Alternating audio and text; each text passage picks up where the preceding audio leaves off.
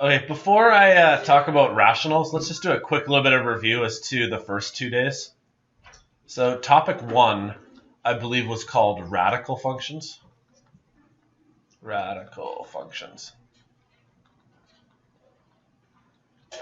What does like your generic square root graph look like?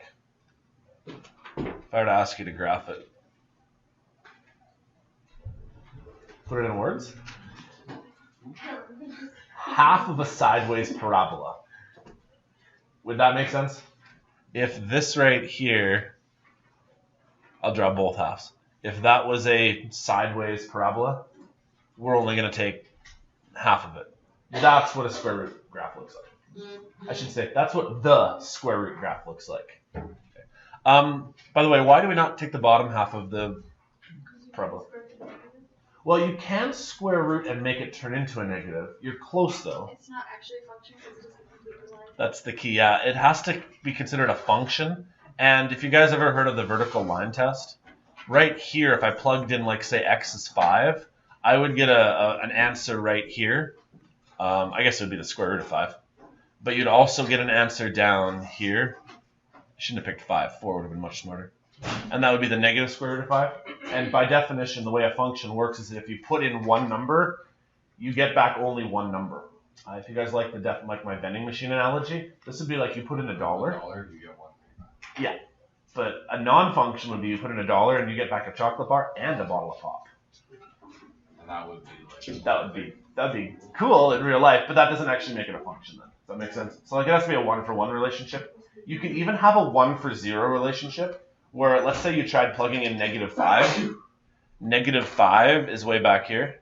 And does -5 actually give some sort of value? You'd say, well, no, it doesn't. So like -5 can't even work.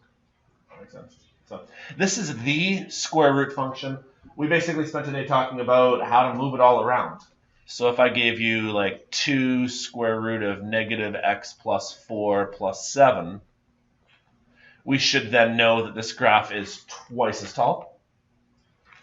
This negative right here would flip the graph side by side. What would this plus 4 do? Trick question. This hasn't been factored. We would have to factor out the negative. So by factoring out the negative, I guess -1, then it actually be x minus 4. So then actually wouldn't go to, what did you say, Sean? You said the left. It would actually go to the right. Does that make sense? That's really sneaky. So make sure you really watch out for anything to be factored there. And then the plus 7 moves the graph up 7. Does that make sense? More or less, we spent today just talking about this is what graphs look like. And you need to know basic properties like domain, range. Actually, those are kind of the main two. I guess you should be able to find x and y intercepts as well. You have a graphing calculator, so you can use that. I wouldn't only rely on your graphing calculator. Like, for example, if this asked you for what the y-intercept was, the y-intercept is where x equals 0. So then you could plug 0 in right here and try to find where the where the y-intercept is. It may not even have a y-intercept, because like 0 minus 4 is minus 4. Actually, this one will work. 0 minus 4 is minus 4. Times by minus 1 would give you 4. You could square root 4 to give you 2. So I guess your y-intercept would be at 11. That makes sense. So that was our first day. Basically, know what square root graphs look like and how we can move them around. The second topic was the square root of a function. And basically the idea here is imagine that you have a pre-existing graph of some kind. We're going to try to square root that graph. And so you might write it like the square root of f of x. It means that whatever your y value was, it becomes the square root of that. Does that work? So where's that little writing thing? I need a new color here. There it is. Where are the invariant points? 0 and 1. Yeah, when y is 0 and 1, if I can be more specific. You're correct, though, yeah. So like right here, that would be an invariant point, because when you square root 0, it stays 0. Right here would be an invariant point, because where you square root 0. So I'm just going to write in all these intercepts right here. And then the other point is where y is equal to 1. So let's just pretend that's right about here. because when you square root 1, it stays 1. Every number that is below 0 cannot be square rooted. So like this little section of the graph, you can't do anything there. This little section of the graph, you can't do anything there. Everything that is a large number, when you square root 9, it comes down to 3. When you square root 10, it comes down to 3 point something. Does that make sense? So every fairly large number becomes smaller. So like these numbers right here become smaller than they used to be. These numbers become smaller. These numbers become, if I can draw it, smaller. The tricky part of this, though, is when you square root a decimal number, like if you square root 0.5, it actually becomes bigger. Does that make sense? So around the outside, this actually goes like over and then under. That makes sense. This will go over the purple graph and then under. So then in red would be the square root of a function.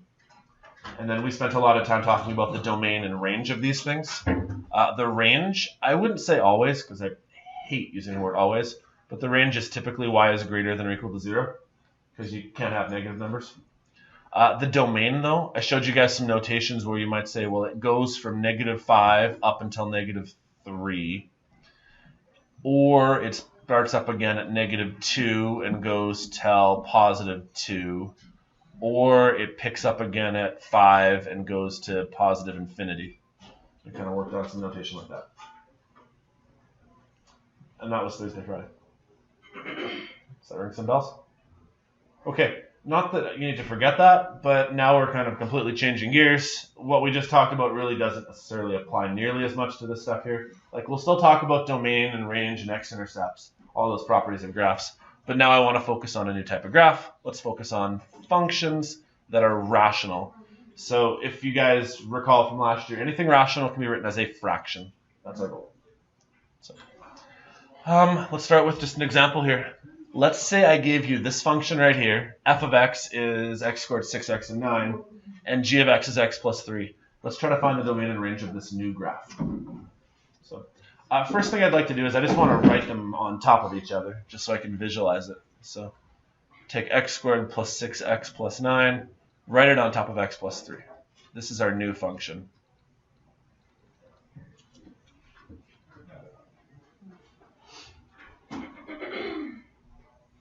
Okay, you have a graphing calculator. You could type this in your graphing calculator. And we will. I want to talk through something first before we get to that.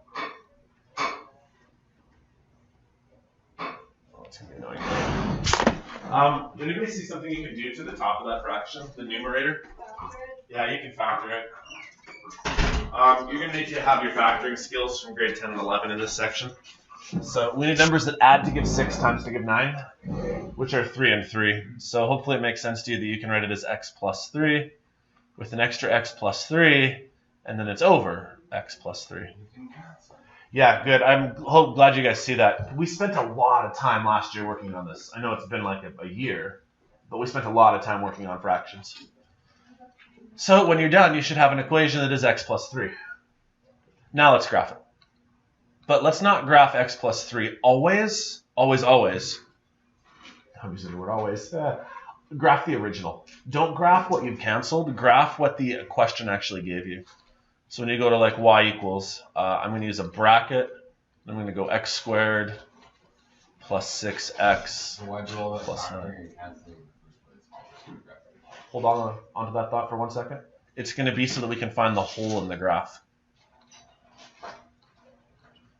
How do you know when there's a hole in the graph? Good question. So I've just graphed this thing right here. And hopefully you'll recognize this thing as linear. Does that make sense? And when I look at the equation of x plus 3, the thing that I went through all that work just to cancel it out. Does this graph right here not look like it probably could be x plus 3? Yeah, it makes sense, right? It's linear. Y-intercept of 3. Right? I guess to maybe answer both of your questions kind of combined, the reason why we went through all of this work is that there is a hole in the graph. And I know there's a hole because when something cancels, there's going to end up being a hole. The reason why is that you cannot plug in -3. If you go to, like, say, your table of values and you look for -3, see how -3 gives you an error? Why does negative 3 give you an error? Because you can't divide by 0. Yeah, if you attempted, in theory, to plug negative 3 in for x, you'd be dividing by 0. And we have to look at the original. So there is a hole in this graph. Right? If I were to graph this thing, although it looks like a straight line, if you guys remember, there's a special way we draw this. We put like a circle to imply that there is a missing point there. If you were to go like, say, second, calculate the value where x is 3. Let's not use 3. Let's use negative 3. That makes more sense. See how it literally gives you a blank? Okay, so now to maybe hopefully answer your question, why did we go through the process of writing out this equation right here? So like, if the fraction reveals the whole, but like the x plus 3, the answer we got from canceling all that stuff. That will find us where the hole is. Does that make sense? On this equation right here, can you plug in negative 3? No. On this equation right here, can you plug in negative 3? Yeah. So instead of plugging negative 3 into this one right here, plug it in right here. Negative 3 plus 3 would give you 0. That's where the hole in the graph is. The hole in the graph is at negative 3 and 0. Your calculator can't probably tell you where the hole in the graph is. So you need to have some algebraic skills to figure it out otherwise. Does that make sense?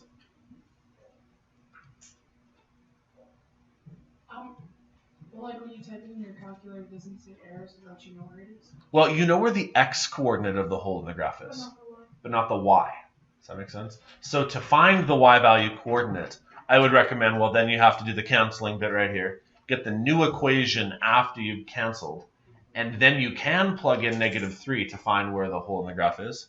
You could even type in the other equation right next to it. You could type in x plus 3 right here.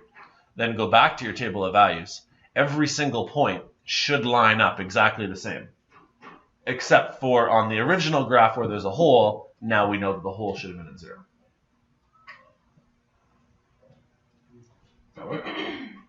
Okay, that is one of the two possibilities when you have rationals. When you have a rational graph, you either get a hole in the graph. The other possibility is that you get what's called an asymptote, and we've talked about these before. It's been a while, but let's do this next one here. If I gave you f over g of x, and now it was x squared plus 5x plus 6 over x plus 4, can we factor the top? Numbers that add to give 5, multiply to give 6. Good job. Does something cancel? No. I mean, the top factors, but it doesn't cancel. This means we're not going to get a hole in the graph. This means we're going to get an asymptote. Do you guys recall much about asymptotes from last year? Is that one with it doesn't look so far? Yeah, it has usually it kind of swings in different direction and it doesn't touch the line. The definition of an asymptote is it's an equation where the graph gets close to it, but never actually touches. Let's graph this thing and then we can show you. So make it x squared plus 5x plus 6. And it's over x plus 4. And I'll just clear out that one.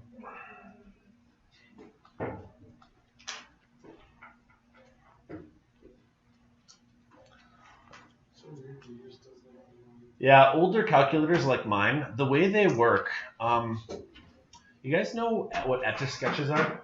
Those little things you work with little knobs there? What's up? Can I grab something from the printer? Yeah, go ahead. Go ahead, just do it. You know how like an Etch-a-Sketch, like if you wanted to draw on this side over here of the Etch-a-Sketch, and then you wanted to move the Etch-a-Sketch thing over to the side right here, you'd actually have to like turn the knob the whole way, and like it would make a line go across your screen. You can't like make it stop, if you know what I'm talking about there. That's what my calculator does. My calculator is forced to draw from left to right, and so like what happens right here is as it draws right down right here, it can't lift the pencil off the screen, so it actually has to like connect the dots all the way up top and move over. Newer calculators don't do that.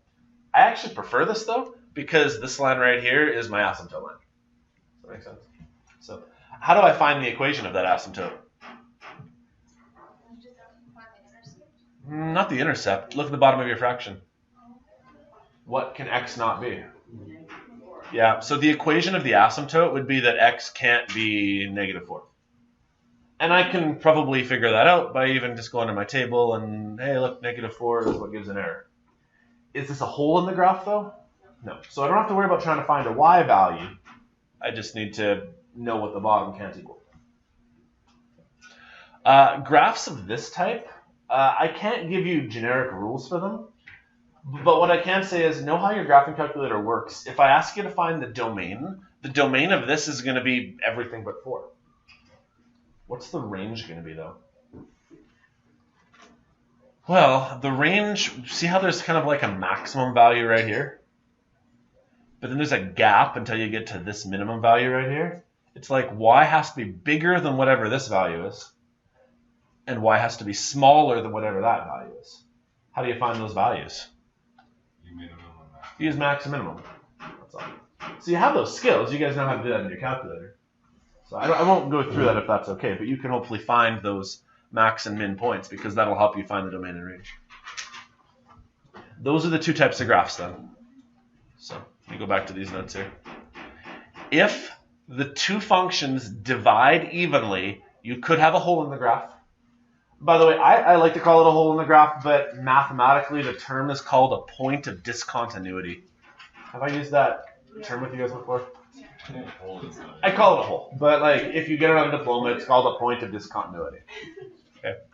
So how do you get a hole in the graph? You have top and bottom fractions and something factors and cancels. Like for example, in this made-up example I just did right here, this would be x plus 1, x minus 1, and then the x minus 1 on the bottom would cancel. That's why there's a hole. Okay. The other possibility is that these two fractions, they don't cancel. If I try to factor this, this would be x plus 5 with x minus 4, and this would be x minus 6 and x plus 3. This guy right here will not have a hole. Actually, it'll have two asymptotes. Yeah, does that make sense? So based on this, there will be an asymptote at x cannot be 6 and x cannot be negative 3. Does that make sense? So I'd expect two different asymptotes. To figure out the range of the graph, just use your calculator. That's why we have it.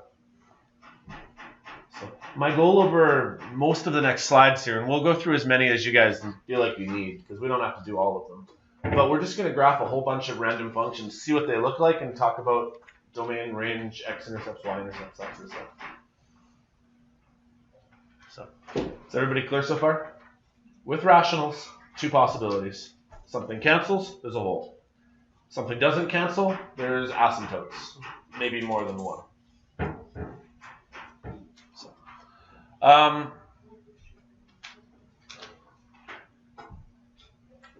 let's move on. Okay, let's graph this first one. 1 over x. We actually learned how to graph this one last year, but let's just do it anyways. So we have y equals 1 divided by x. Graph. This is 1 over x. We learned about this last year. This is called a reciprocal graph. There's actually some uses for it in chemistry as well. Basically, as one goes up, the other goes down is the concept. And so this graph kind of looks like this. I didn't draw that the greatest. And this. Does that make sense? Last year, we only ever worked with like the positive quadrant of the graph, because when we were doing word problems, you really can't have things in the negatives. So, okay, identify any asymptotes. Anyone think they can find an asymptote for this graph? 0. What for 0 though? Yeah, x cannot be 0. Technically, y can't be 0 either, actually. You have an asymptote going straight up and down. And on this one here, it also looks like we have an asymptote going side to side. Does that make sense if I draw those in? So here's an asymptote going that way. And here's an asymptote going this way. So what's our domain and range? I mean, let's try to write it the way I showed you last day. Your domain could be from negative infinity up until 0. Can you include 0 though? No. Okay, so I'm going to use a curled bracket to say that 0 doesn't get included. then where do I start on the other side? 0 again, yeah. Only can I include 0. So I use a curl bracket to say I still can't include 0, and I go up to positive infinity. This is just a fancy way of saying you can use anything but 0. Like you can use 0.01. You can use 0.0001. You just cannot use exactly the number 0.0 repeating. So, it might just be easier just to say x can't be 0 and just say x is an element of the reals. Do like some sort of notation like this. But I definitely want you guys to be able to recognize this in case it probably will come up. Does that work? Okay. Range is the exact same thing for y, so let's try a new one. Let's try x plus 3 to the minus 1. Does anyone remember what a minus 1 does to a graph? Okay, so what ends up happening is this is technically x plus 3 over 1. So it's actually 1 over x plus 3. It flips it upside down. So if you ever see a minus 1 means it's supposed to be on the bottom. So I'm just going to graph it as it is, though. So I'm going to go bracket x plus 3, and then there's a little minus 1 guy right there. And graph. What should happen here is it should go fairly flat, and then it should have an asymptote right about there, starting in at the top, and do about that.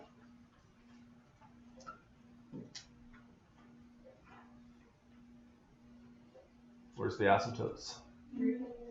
Be specific. X and Y. X is -3, Y is 0. Good. Yeah, X cannot be -3. I'm going to use a cannot sign just because it can't, I guess. So there's an asymptote right here at -3. Does everybody get why it's at -3? Because that's what they want. Yeah, well, or maybe even just look at the equation here. You can't plug -3 into that. And your answer is not wrong either, I guess. And then the other thing is there's an asymptote right here where, yeah, y can't ever be 0. To tell whether there's going to be an x asymptote, you just need to look at the equation. To tell whether there's going to be a y asymptote, you may just need to make your graph big enough so that you can look at it and say, hey, look, there's one there. I don't have a rule that's just going to be like, there's always going to be one. Does that make sense? So you just need to look and be like, hey, look, this is never equaling 0. So, okay, so domain and range. For domain, I guess you could say you could go from -infinity up until -3, but you don't get to include -3. Or you can start on the other side of -3, don't include it, and go up until positive infinity. Or you could just write x is a real number, x can't be -3. That'll work too. When you guys do your written assignments, I don't actually care which way you choose. Just make sure you're comfortable with both for when I give you a multiple choice test. Range is the same thing, only 0. So far so good? Okay, let's try a more interesting graph, like this one.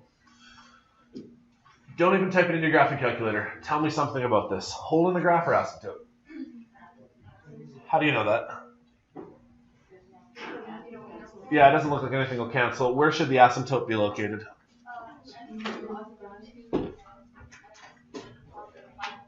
Not the 5/4. The top of the fraction can be 0. It's only the bottom of the fraction that matters. So 2. X can't be positive 2. So let's now let's graph it. Now that we've kind of talked through this. So 2. No, wait. If the 4 or 5 was on the bottom, what would the asymptote be? 5/4. Like 1 1/4. But yeah, since this guy's on the top, that's not where it is. So graphing this guy is a little different. Is it similar-ish? Sure. I mean, there are some things that are the same about it. Like, for example, there is definitely an asymptote right here at 2.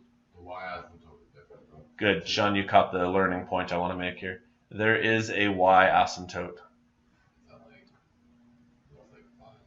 5? Close.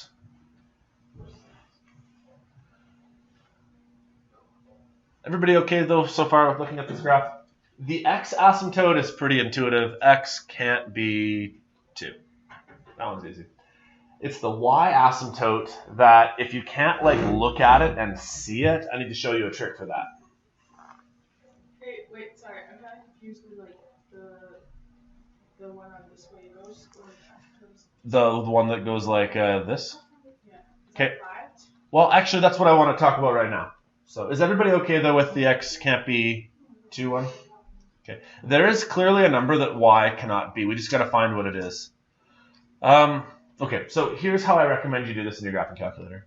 Go to your table set. You guys ever done this before? And try to find what a very large negative number would be. Now, I don't care how large it is, but I'm just going to make it like, say, negative 10,000. And then I'm going to go to my table. And I'm going to look and see what y seems to be getting close to. Looks like 4. Looks like 4. Does that make sense? And if you're not convinced that it's 4, then go to your table set and maybe add another 0 and make it, okay, well, let's throw some more zeros on. What does it appear to be getting close to? Okay. On this side right here, it looks like it's getting close to 4. We should check the other side as well. So then go back to your table set, and rather than making it negative, very large number, make it like positive 1,000.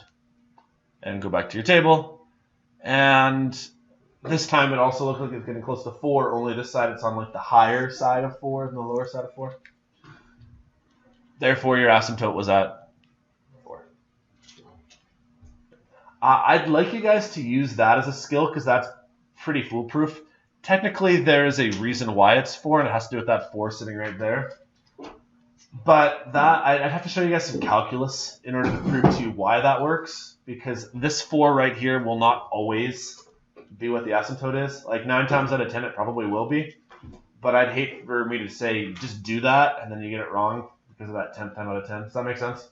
So sometimes there's a number right here and that will tell you what the asymptote is. But I would recommend in terms of graphing calculator skills, go to your table, pick a very low number, a very high number, and see what the y values are. Does that make sense? Cool. Let's try another one. Let's graph this one. This is 3 over x plus 3, and then subtract 2. So when you're typing it into your graphing calculator, go 3 divided by x plus 3, close the brackets, and then add 2. Oh, it's minus 2. Or subtract 2, yeah. I could maybe do it properly. So again, we're getting a graph that looks like it's got an asymptote. Anyone want to hazard a guess as to where that asymptote's at? Probably makes sense, but let's say you're just not certain of it. Go here, and then remember, right, I made it 1,000, so make it go back to, say, negative 3. Yeah. Did I screw up when I typed that in? I totally screwed up. Come on, Chris. Get your act together. There, it's at negative 3. Sorry, guys. Does that make sense? I'm doing the same thing over and over again, if you guys haven't figured this out.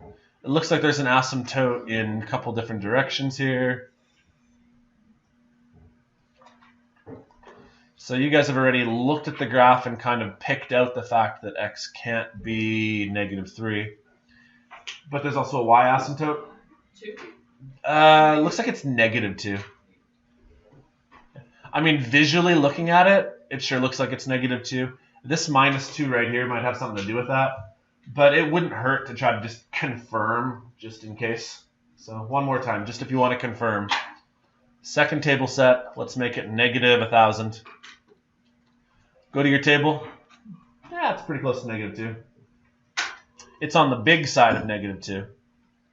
Then go to your table set, take off the negative, make it go to positive 1,000. And it's on the low side of negative 2, so negative 2 seems to be what we can't have.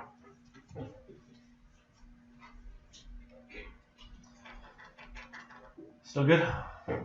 Cool.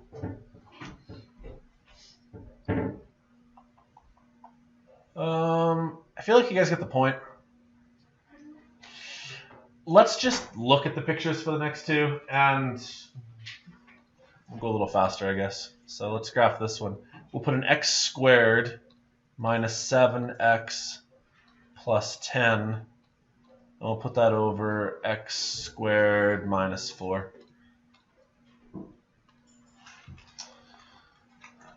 What does it look like? Well, it looks like what we've been doing for the last little while. Take a look at our table. Again, make the table go back to something normal. There's an error at 2. And there's an error at -2. Because the squares. When you write this guy out here, as a difference of squares, it's x plus 2, x minus 2. So why is there only an asymptote here at the -2, though? Why is there not an asymptote over here at plus 2? Because it cancels. Because it cancels. This is a graph that has an asymptote and a hole in the graph. Dun, dun, dun. Yeah. So if you actually factor the top, it would be x minus 5, x minus 2. Sorry that I'm a mess here. This is a graph that has an asymptote and a hole. I just threw one of each in there. I would suggest that if kids make a mistake on this, they forget about holes in the graph. They look at the graph, they type it in their calculator, and they say, hey, I see an asymptote. And they forget that maybe there's also a hole in the graph. So make sure you don't go a little bit too fast. Like take a few extra minutes, make sure you factor, just to make sure you recognize that what's actually happened here is there is a... So I can draw this. There's your graph up here. There's an asymptote. It comes like this. Hello. But there is a hole in the graph right here that we need to not forget about.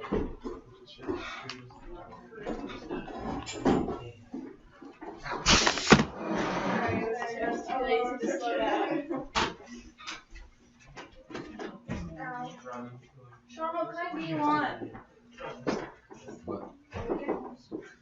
Raspberry jars. Thank you.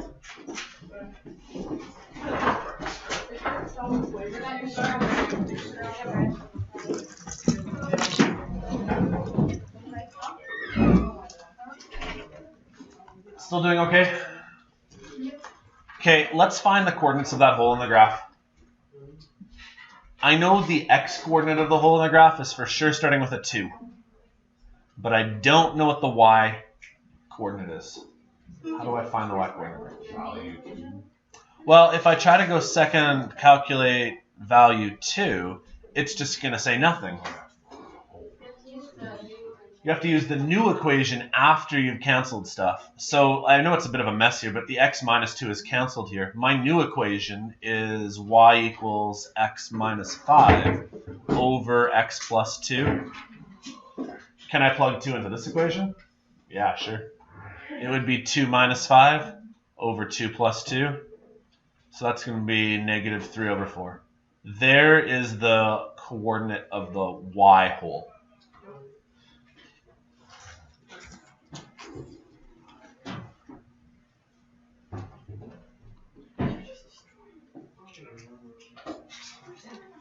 Well, I can probably break it down into 2 main things then. You've got to consider is the, like as a fraction graph, does it cancel or does it not cancel? If it does cancel, there's a hole in the graph. And if it doesn't cancel, there's an asymptote. And you could even have one of each, right? If you're trying to find the hole in the graph, actually cancel and then plug in the x value that you're looking for. If there's asymptotes, you need to use some graphing calculator skills. And we're going to do practice. So. Wait, can I, sorry. Yeah, for sure. Any other questions? That's the trickiest thing that can happen, though, is just have a hole. I would say if kids make a mistake, they screw up on the hole in the graph. That usually is the trickiest one. Or they struggle with, well, how do I find the y coordinates? Right? Because like when you do the range of this is that y cannot equal, I guess I better find the, Well, it definitely can't equal negative 3/4. There's also an asymptote at what looks like 1. So y cannot equal 1 due to that asymptote, and y cannot also equal negative 3/4. And if kids make a mistake, they might forget about the asymptote, or they might forget about the hole in the graph, or maybe they'd forget about both actually, because I almost forgot about both. Whereas for x can't be negative 2 because that's an asymptote, and x also can't be positive 2 because that's a hole. So just don't miss something. This is basically what I'm trying to tell you. All right. I got a picture here just talking about the difference between asymptotes and holes in the graph. I'll move on. We're going to move on from this one. Here's a slide. I found a picture of 2 different graphs. You have to be oh so careful. This was x squared minus 2x over 4 minus 2x. This was x squared plus 2x over 4. Completely changes. One little plus or minus sign. Don't screw that up. Because like they were completely different, weren't they? Okay, so let's just say that we can match some graphs. This one here looks like it has a single asymptote up and down. This one right here doesn't even have an asymptote up and down. There's probably a hole in the graph. Oh, yeah, good catch, actually. It looks like this one has an asymptote and a hole in the graph. And this one right here looks like it has a couple of asymptotes. So let's see if we can try to match up which one goes where. So, why don't we start with this guy right here. Can I factor the top? X squared plus 2? No. But I can factor the bottom. It's going to be x minus 2 and x plus 1. Did anything cancel? So that means I should have a graph with 2 asymptotes at 2 and negative 1. That's this guy. So, Wait, how do you know it's 2 asymptotes again? because there's an x minus 2 on the bottom, and there's an x plus 1 on the bottom. Did either of those cancel with what was on the top? Okay, so then we must have 2 asymptotes. Sorry that I'm a mess here. Let me try a different color. I guess I'll go full screen so I have more room. Let's go red. So this guy right here, the bottom can be x plus 1 and x minus 1. So with it being x plus 1 and x minus 1, then the x minus 1s can cancel. If something cancels, there's a hole. But see how there's still an x plus 1 on the bottom? That means it should also have an asymptote. So we now need a graph that has a hole at positive 1 and an asymptote at negative 1, which is this guy right here. Then for the last one, it looks like we need to actually factor the top. Let's see, x minus 3, x minus 2. 3 minus x and x minus 3, they don't actually cancel officially. But if you factor the bottom to be negative, and then you go like, say, x plus 3, and you factor out a negative sign. Ever shown you that trick before? See how like it's 3 minus x, it's like backwards from what you normally expect? I'm confused because like it's positive 3 which is a negative. Would it make it a negative? Oh, you're right. Sorry, it should be negative 3. You're right. Thank you. I made a mistake. It should have been negative x minus 3. Yeah. Thank you. Good catch. So the negative x is this negative x. Negative negative is positive. Hey, something canceled. Is there anything left on the bottom, though? That doesn't matter, then. So, yeah, even though there's a negative something left on the bottom, that just means the slope is downhill. That's all. So all this graph then has is a hole in the graph, so that's this guy.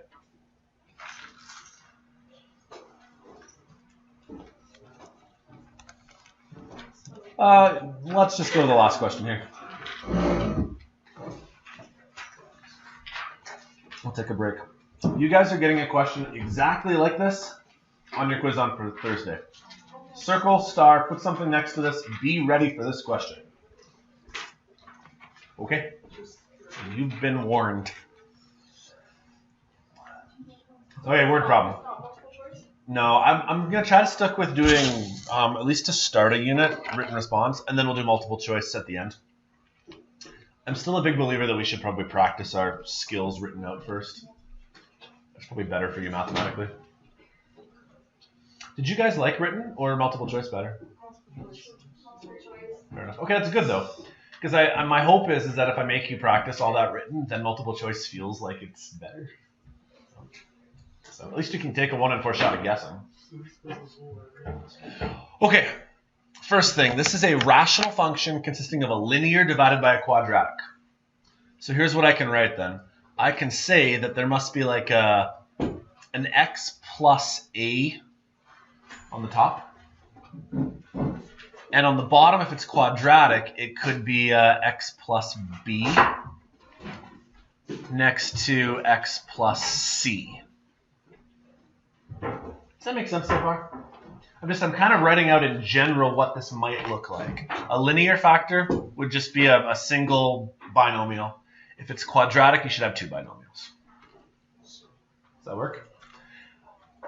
Now let's work with some other stuff. It says we have an asymptote where x is equal to 3. Well, what that means is that I can write it like this. One of those guys on the bottom is x minus 3. Why? Well, actually, if it's an asymptote, do we want it to cancel? Okay, so I want something to be on the bottom where it, like, x equals 3. I picked the minus 3 to be the opposite. And then here's the other thing. It gave us a point of discontinuity. It told us the whole. The y value for the whole was -4. That's less relevant at this point. The x value for the whole, though, is at 1. What that means is I can write it like this.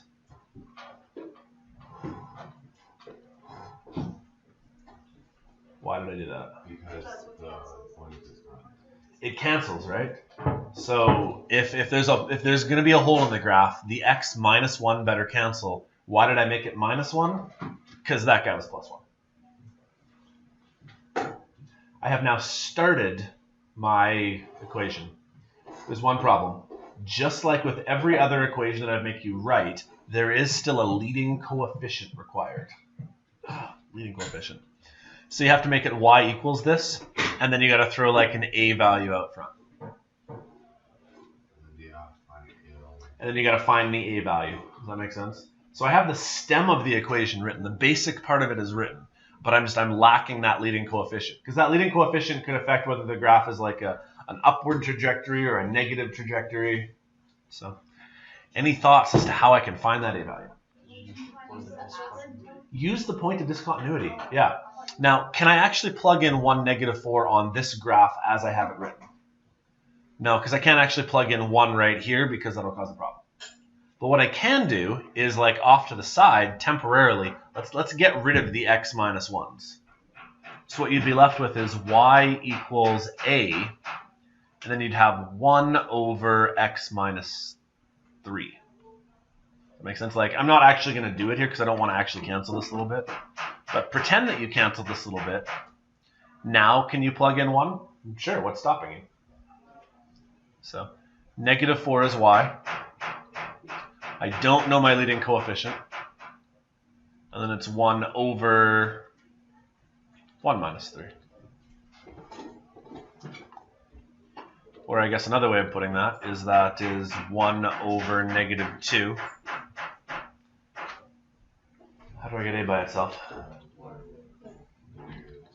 Yeah, multiply both sides by -2. So then a is equal to 8. We now have our equation. Our equation is y equals 8 x minus 1, x minus 3, x minus 1.